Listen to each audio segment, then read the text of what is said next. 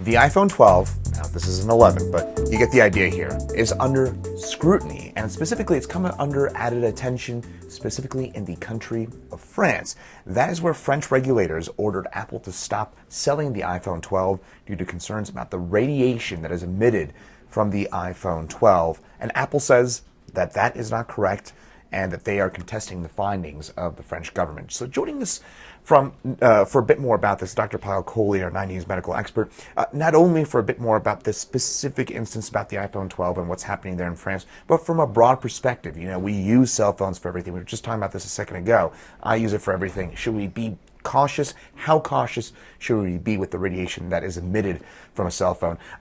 Dr. Kohli, before we kind of get into some of those broad perspectives, this specific case where we're talking about where France, again, banning the sale of the iPhone 12, stunning to me, I think stunning to a lot of people.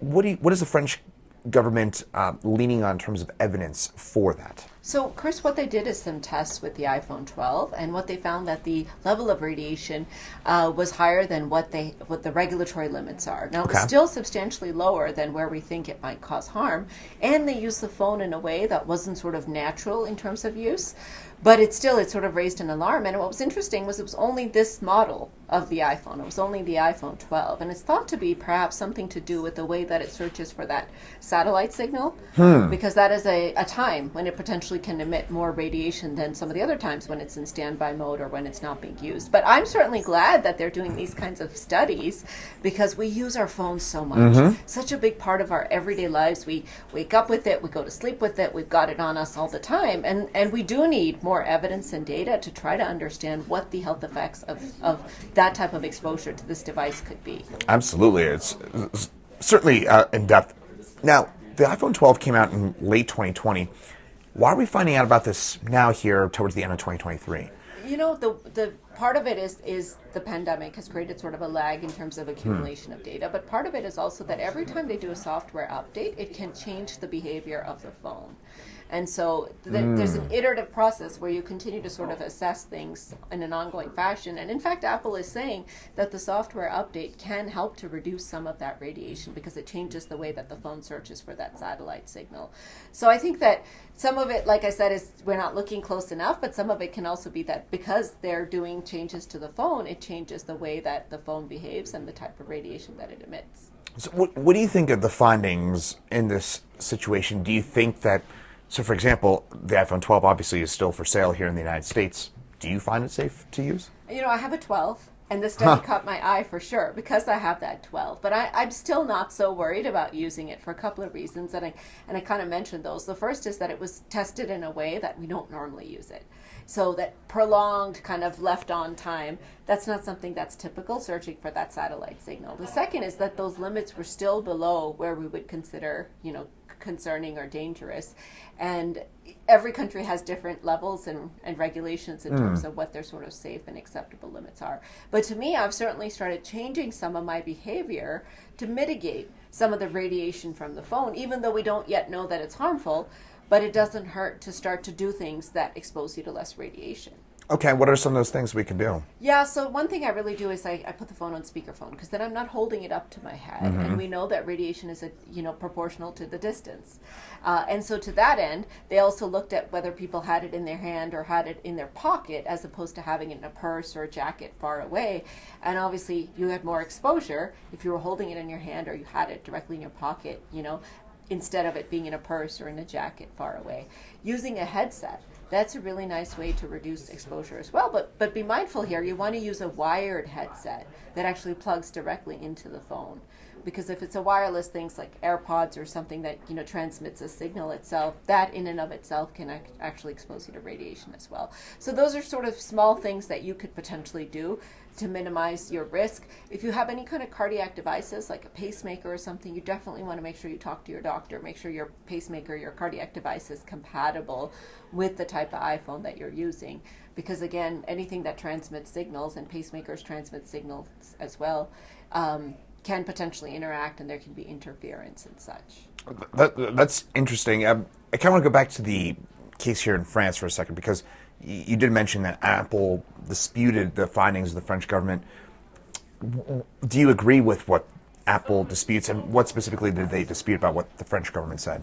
Well, they were saying that, again, that it's not the testing wasn't done under normal sort of circumstances, and that they feel that their phone is very safe, especially if users were to install the software update. Okay. So what they were saying is that you keep your phone up to date, you use it in the right way, it's probably very safe. And I would say I sort of do agree with Apple in this case, because I feel like there hasn't been any documented science to tell us that iPhone radiation is dangerous. Now, radiation from an iPhone, Chris, keep in mind, is very different than like radiation we would get from a CT scanner or an X-ray. It's actually a different type of radiation. So how it interacts with our cells has not yet been established, but there's a number of trials ongoing looking at whether it affects our sleep, because we sleep right next to it, whether it affects our memory, whether it affects our risk of headaches, whether it changes our vision, because again, we're kind of holding it right up to our ear, close to our eyes, and then of course the cancer effects. The World Health Organization calls it like a possible carcinogen, meaning we don't know, kind of in the same category as coffee or pesticides, those types of things that are part of our life on a ubiquitous basis. So I'm just happy that countries like France are doing these types of tests on an ongoing basis. And as a physician, I'm not going to caution my patients against using the iPhone until we have more evidence saying that it's dangerous. But I will also say that an absence of evidence is not evidence of absence. So we just don't have the data yet. We can't say, oh, it doesn't hurt you. But what we can say is that so far, we don't have any studies that show us that it hurts you, but we need to keep looking.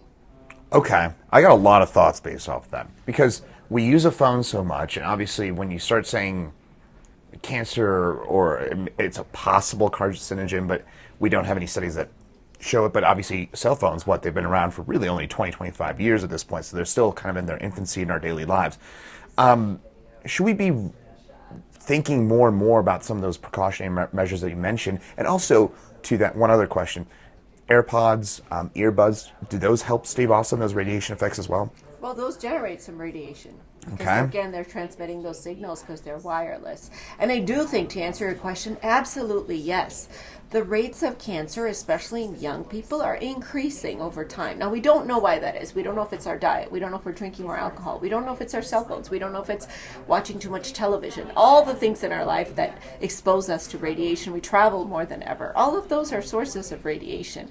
But whatever little things you can do to reduce your exposure are important. I don't want you to worry. I don't want you to stop using your phone, because again, we do have 25 years of data, and so far there hasn't been a causal relationship that's been established. But I do think that studies like this raise the question of whether we should change our regulations for many of our technology companies, whether it's our Alexa devices or whether it's our iPhones or whether it's our Google Home or whatever the things that give off signals that we're using. Should those be monitored more carefully on an ongoing basis to try to understand, now that they've become such an important and entrenched part of our lives, how they are affecting our risk for disease in the future?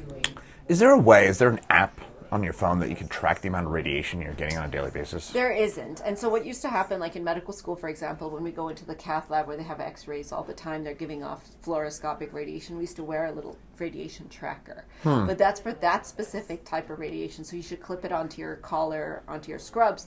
That way, whenever you're going in and out of the cath lab, all the kind of doses of radiation that you're getting are measured.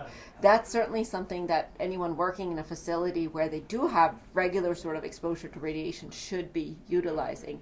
But in our day-to-day lives, we don't have, especially because the types of radiation and the sources of radiation are so varied, a way for us to really quantify or measure how much we're getting.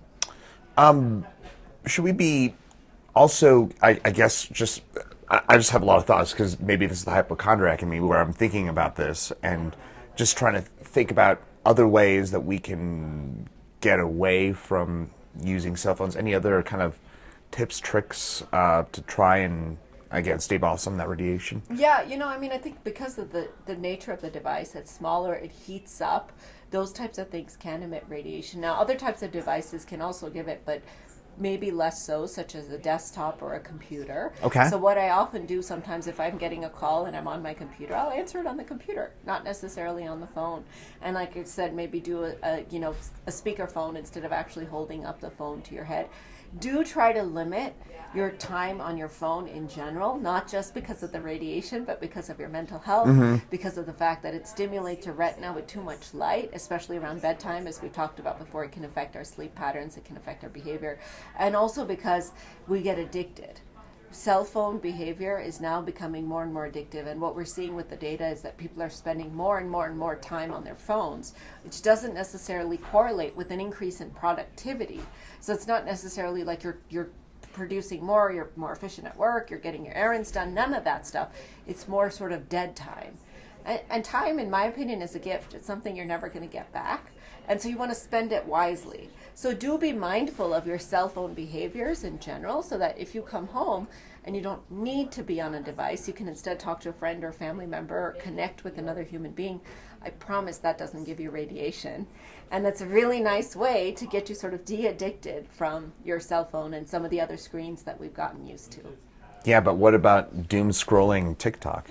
I don't know. That's a separate matter. But anything else to add about this and this specific study in cell phones as from a broad perspective? I would say technology, especially cell phone technology, has completely changed our life. It's facilitated so many things. It's facilitated connection, human interaction. So I'm a huge fan. But as a physician, I want to continue to collect this type of information because I do think it's going to inform our future decisions to help kind of keep us healthier. And it could maybe even be something as simple as changing the case of the cell phone so that they put some kind of a case on it that's more likely to block the radiation. But I'm hoping that this type of information gets the tech companies, instead of just saying, oh, we don't agree, to actually step up, take a look at the data, and try to do better. Interesting. Fascinating. Very interested in all this. But Dr. Payal Kohli, thanks so much for joining us here on 90s Plus. Thank you, Chris.